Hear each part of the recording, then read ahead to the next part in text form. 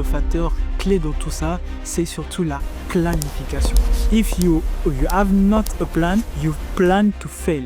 Donc quelqu'un qui n'a pas de plan, qui n'a pas de planification, en fait, il planifie malgré son intelligence, malgré sa soi-disant discipline, il va à 80% aller nulle part. Planifier te permet de savoir ce que tu dois faire. Parce qu'un étudiant qui sait ce qu'il doit faire progresse plus vite qu'un étudiant qui travaille au hasard. Et avec le CISA, tu arrives à avoir une vision très large. Parce qu'on voit qu'on est étudiant, on se dit, on s'arrête souvent aux études. Mais on voit la vie ne s'arrête pas aux études. Dans ma vie, je ne suis pas qu'étudiante. Je peux être étudiante et salariée également. Je peux être étudiante, comme Abraham l'a dit, fille de ses parents. Lorsque l'on comprend que l'on a plusieurs rôles dans la vie, qu'on arrive maintenant à mieux structurer au fait ces semaines et ces journées. Je passe un petit coup de fil à mes parents. Si également je travaille à côté, je donne un exemple pour les étudiants qui travaillent. Je sais que voilà, à telle heure je travaille, à telle heure je pars au boulot, mais également que le boulot ne prenne pas la place de mes études. Donc, en fonction de mes différents rôles, je sais planifier ma semaine. Voilà. Prenons le CISA juste chaque matin, il y a une parole pour chaque jour. Ça peut nous pousser à réfléchir, mais ce qui est bien, c'est que ça nous pousse également à avoir une vision sur la sagesse que Dieu nous a donnée. Donc, c'est la raison pour laquelle c'est vraiment trop tard. Et lorsque tu vois ça,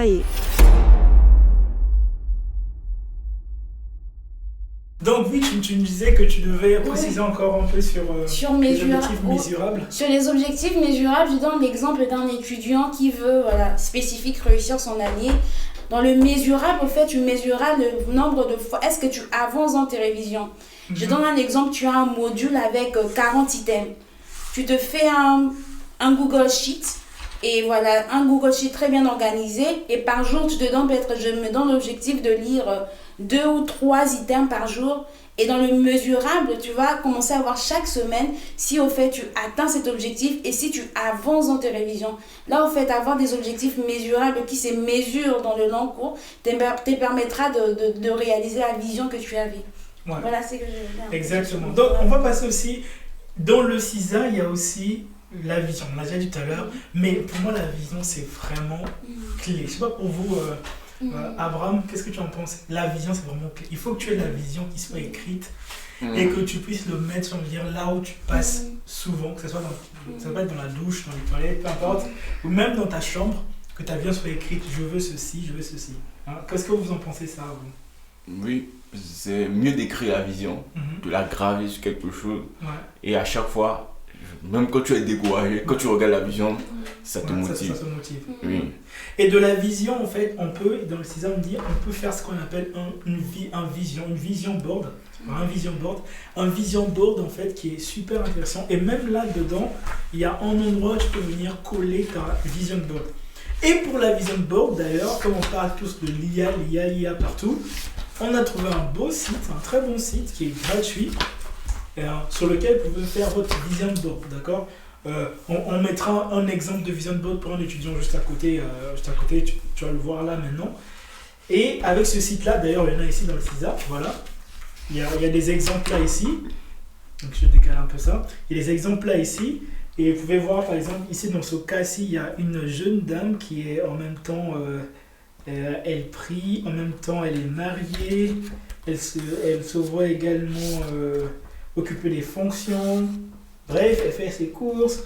Donc, en fait, la vision board va pouvoir te dire, en fait, où je suis actuellement. C'est-à-dire que moi, dans ma vision board, il y a par exemple podcast, il y a par exemple la famille, il y a par exemple moi en tant que personne, comment je progresse. Par exemple, moi, je me suis dit, il faut que j'aille tout le temps au travail en vélo. Tu vois. Donc, il y a tout ça, et tu te fais pas mal de visualiser ça, te dire, bon, quand je vois ça, en fait, quand tu vois ça, tu te fortifies, tu te reboostes, comme a dit Abraham tout à l'heure.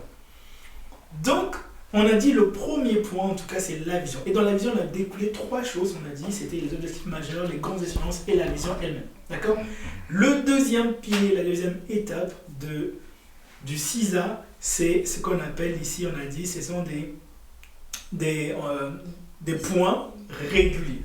Et dans les points réguliers, ou un suivi qui soit régulier toute l'année. Qui veut nous en parler là-dessus? Franchement, c'est vraiment le cœur, je veux dire. En fait, là, la première étape, c'était la fondation. Oui. Là, c'est vraiment, on monte l'immeuble, là. On monte le bâtiment. On monte le bâtiment. Est-ce que tu peux nous parler de ça, Abraham? Qu'est-ce qu'il y a dedans? Alors, le suivi régulier, Ouais, déjà, je veux partir sur un point de vue mensuel. ouais, On avait dit tout à l'heure que tu listes tes objectifs, tu listes tes grandes échéances. c'est ça. Les objectifs annuels. Et les objectifs annuels. Et dans le CISA, je veux juste préciser dessus, dans le CISA, en fait, on a ce qu'on appelle des grandes échéances.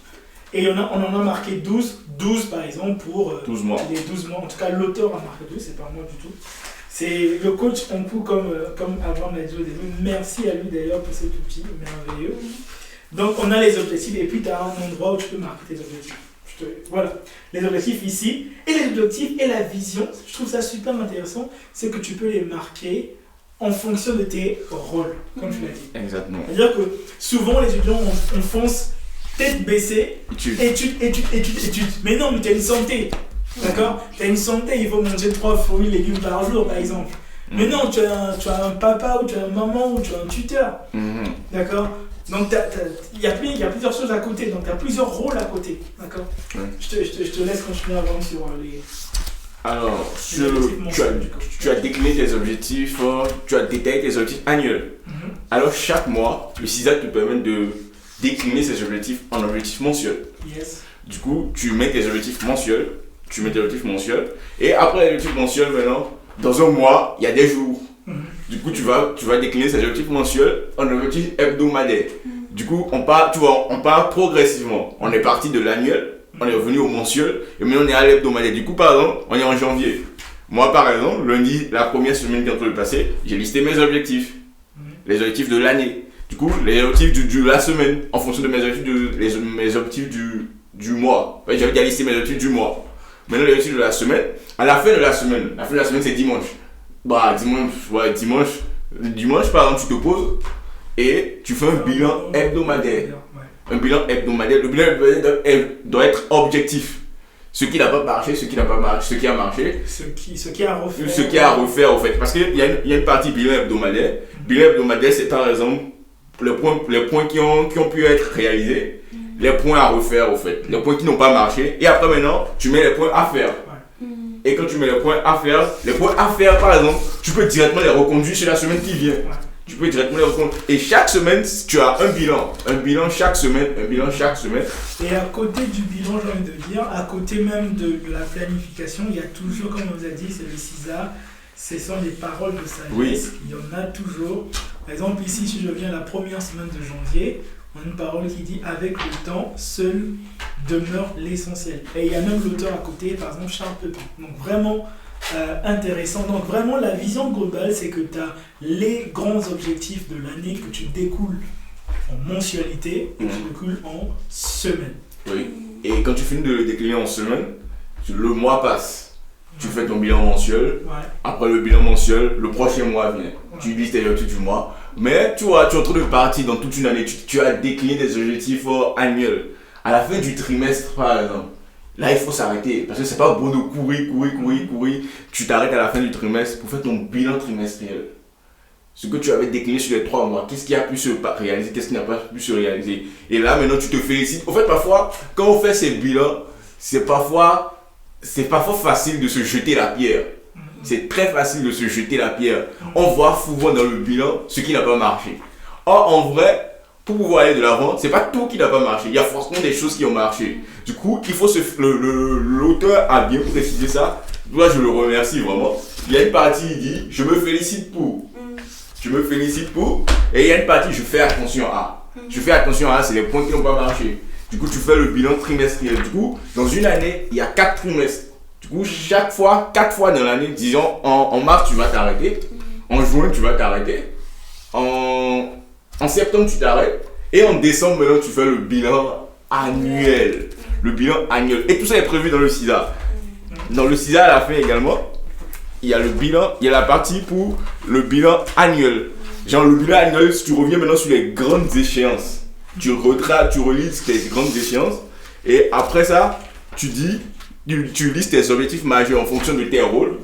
Et là, tu fais les commentaires, ce qui n'a pas marché, ce qui n'a pas marché. Et à la fin, tu as une partie où tu mets ce que tu retiens de l'année. Est-ce que tu veux nous parler un peu plus du bilan annuel? Donc, juste pour ceux-là qui sont curieux à l'écran, on va peut-être essayer de zoomer à un certain moment. Mais ça ressemble à ça en fait. La planification hebdomadaire, ça c'est celui de l'année dernière. ça ressemble un peu à ça. Vous voyez, vous avez lundi, mardi, mercredi, jeudi, vendredi, samedi, et de l'autre côté, il y a dimanche. Donc peut-être sur l'écran, je vais avoir. Exactement. On va voir ça mieux. Et en fait, vous avez ici le dimanche, en fait, dimanche et puis le bilan hebdomadaire et puis l'autre. Et après, il y a le bilan trimestriel. Voilà. Derrière, il y a un bilan trimestriel. Jonas, est-ce que tu veux me dire un peu plus? Là, vraiment, on arrive à la fin, on arrive quasiment à la fin. Et en fait, moi j'aime bien la Bible parce qu'elle dit que la fin d'une chose vaut mieux que son commencement.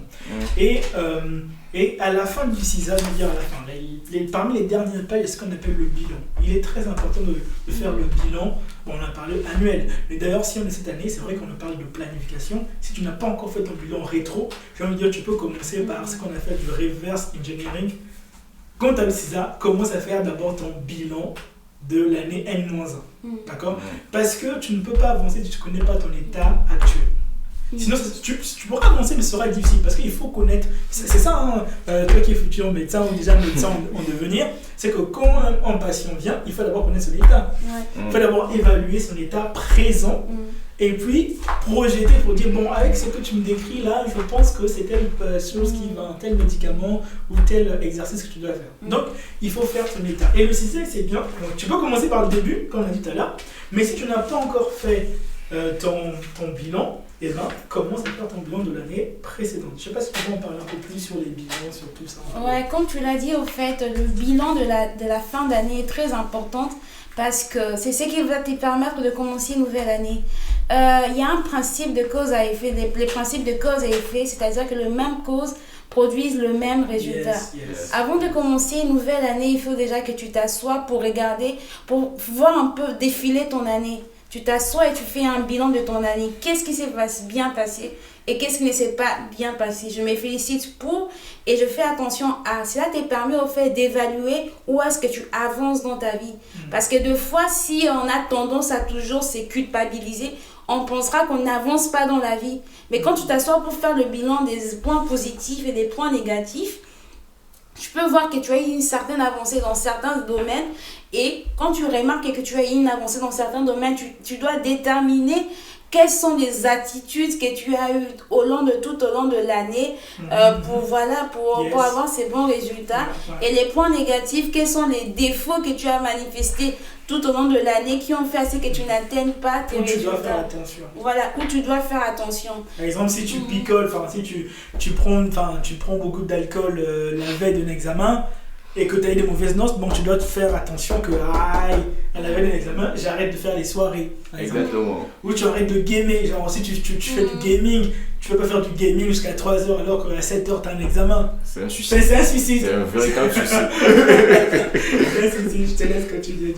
Voilà, c'est exactement ça. Ouais. Et moi, je me rappelle, on a eu en fin d'année un super atelier, comment planifier son année 2026 sur YouTube. Je sais pas si on pourra partager le lien. C'est en tout cas, tout ce que je dis, c'est tout ce qui était dans cette vidéo.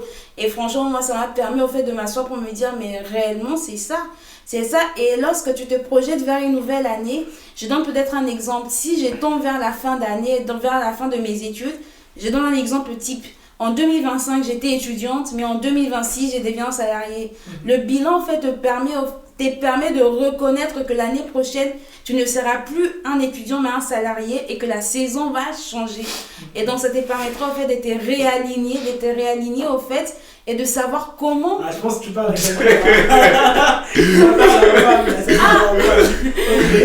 franchement, c'est... Je n'ai même pas pensé à ça, mais c'est juste venu comme un exemple. Mais c'est exactement ça, au fait, faire des bilans pour mieux commencer l'année. Et franchement, c'est trop top. Yes. Est-ce que, Abraham, là, tu as un dernier mot? On arrive vraiment à la fin. Est-ce que tu as un dernier mot là? Moi, je vais finir avec cette citation qui dit que celui qui ne sait pas où il va finit par se retrouver ailleurs. Ce qui finit par se retrouver hors de la route. Alors, vaut mieux planifier pour pouvoir être toujours sur la route, au fait. Parce que hors de la route, c'est un accident. Du coup, si tu veux vraiment réussir ton année 2026, moi je te conseille de planifier ton année, d'avoir la vision de ton année et de planifier pas à pas ton année. Comme l'a dit le coach Ukambu, s'inspirer, ça s'agit pas à pas. C'est petit à petit qu'on bâtit, au fait. C'est pierre par pierre que tu vas bâtir. Alors je t'invite à acquérir ton CISA ton CISA, c'est l'outil à avoir en 2026. Ouais. Et justement, sur la question du CISA, pour finir, comment on fait pour s'acquérir le CISA? Comment tu fais? Comment on fait d'ailleurs?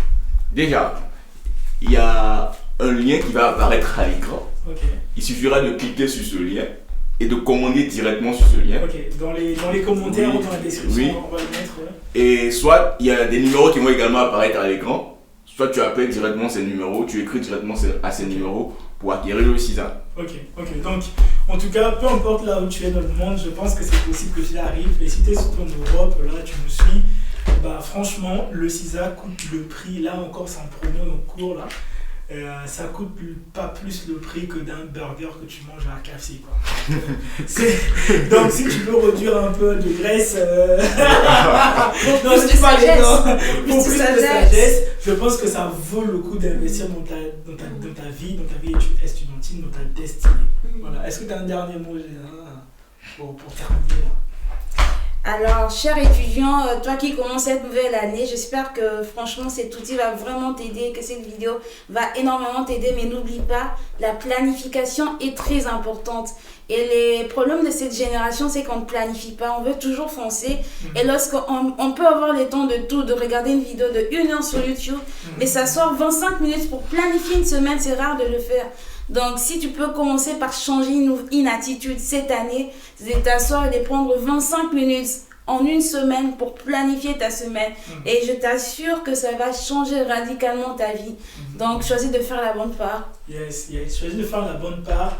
En tout cas, sois un étudiant qui a la vision de ses études, qui a la vision de sa vie. Et comme on l'a dit au début, if you have not a plan, you plan to fail. C'est-à-dire que tu n'as pas de plan, tu planifies. En fait, tu n'as pas de plan, tu as un plan, mais ton plan, c'est le plan d'échouer. Celui qui ne planifie pas sa vie, planifie d'échouer. Donc voilà, on se retrouve à très bientôt. N'hésite pas à t'abonner, n'hésitez pas à liker, n'hésitez pas à aller aussi liker les Instagram de Abraham ou de Géna. Et la page Instagram également de ton univers étudiant, mon univers étudiant. On se retrouve à très bientôt. Normalement, on va essayer d'avoir une fréquence minimum, maximum une fois par mois. Oui. Sinon, toutes les 2 semaines, on va essayer. Et on se retrouve très bientôt. Porte-toi bien, n'hésite pas à manger un peu de fruits quand même. Pas seulement les Très KFC. important. C'est très important. Écouffe-toi bien, il fait froid dehors. Très froid, c'est vrai qu'il fait très très froid. Au cas où il y a la tempête, en tout cas, Protège-toi, surtout. On te veut vivant, Donc voilà, c'était en tout cas ton univers étudiant avec le CISA. Planifie ton année en tout cas correctement. On se dit à très bientôt. Peace.